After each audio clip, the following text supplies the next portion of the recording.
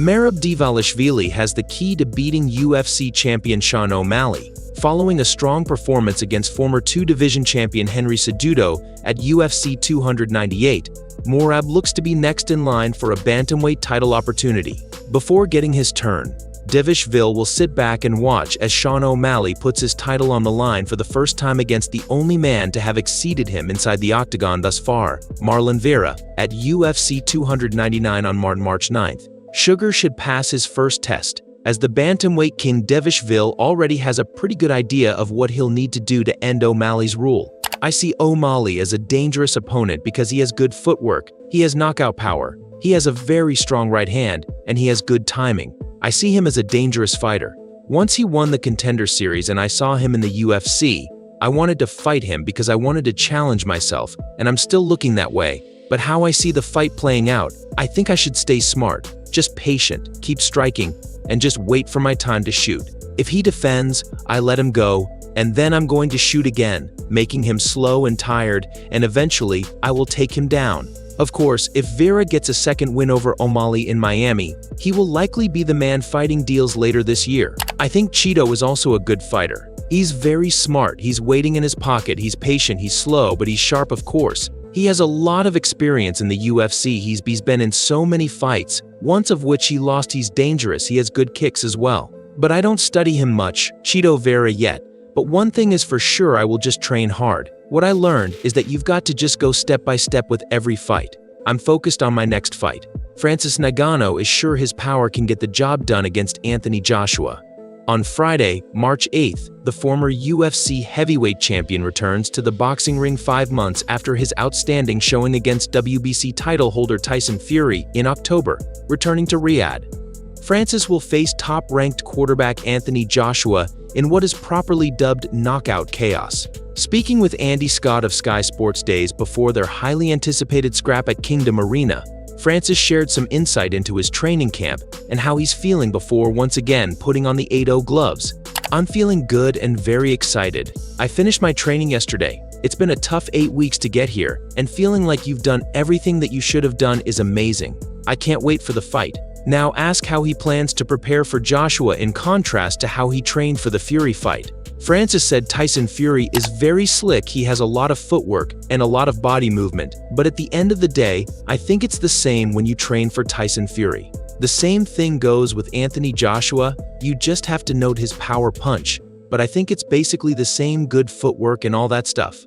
Alex Pereira is unsure if a trilogy fight with UFC foe Israel Adesanya will ever happen, following late last month how he would entertain the idea of training alongside two-time Octagon foe Israel Adesanya in the future if a third clash between the duo became elusive. Light heavyweight champion Alex Pereira has basically shut the door on a UFC rematch with his rival in the future. Pereira, a former undisputed middleweight champion and the current undisputed light heavyweight kingpin, is expected to make his return to the Octagon at UFC 300 in April, taking on Jamal Hill in the monstrous event's headlining clash and claiming if a fan-anticipated third fight with city kickboxing staple Adesanya keeps avoiding him in the future, Pereira revealed he would love the chance to train with his former foe, claiming a future clash appears dead and buried currently.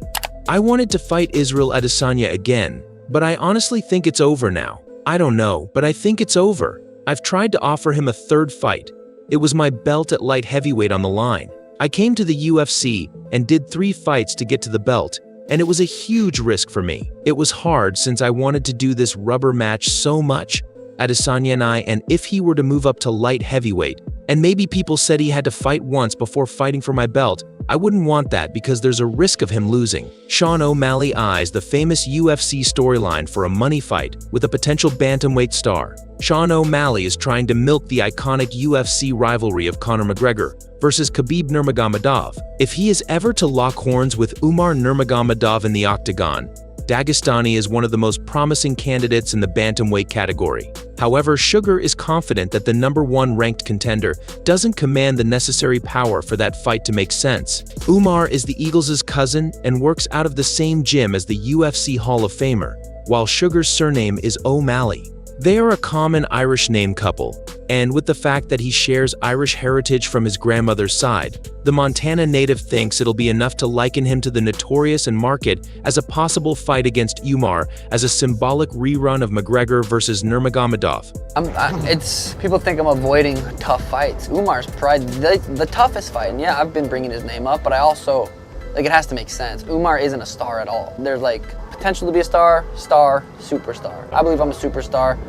I believe Cheeto's a star. I believe Umar is a potential superstar, literally because he has the last name Nurmagomedov. I've never watched the dude fight. I've watched some highlights. He's very skilled. He trains at a good gym. His last name is Nurmagomedov. He's Russian. He has potential because of that, but I don't know. I lied. I think I've watched him fight some dude where I think he kneed him in the lips.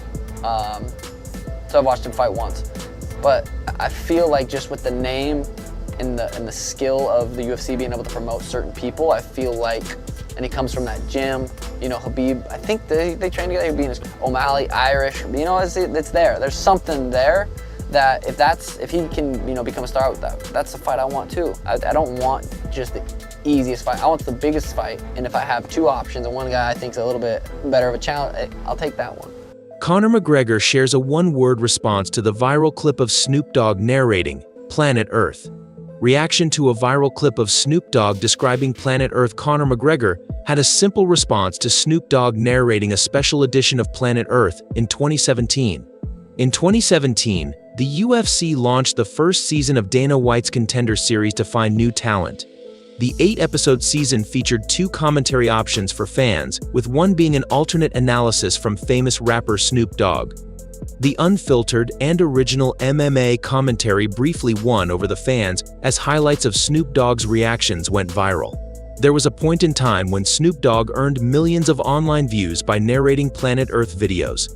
Several years later, the hilarious footage recently resurfaced on Instagram with the following caption: Snoop narrating Planet Earth is still the highest quality material. Conor McGregor shared the throwback video on his temporary Instagram story and added the following message: Snoop Dogg legend. Jorge Masvidal explains his recent visit to Nate Diaz's gym in Stockton, looking for a trillion pay-per-view event. Jorge Masvidal has not been shy about his desire to face Nate Diaz in his return to combat sports and recently visited his old opponent's gym in Stockton. Jorge recently opened up about his choice to head to the hometown of the former UFC lightweight title challenger.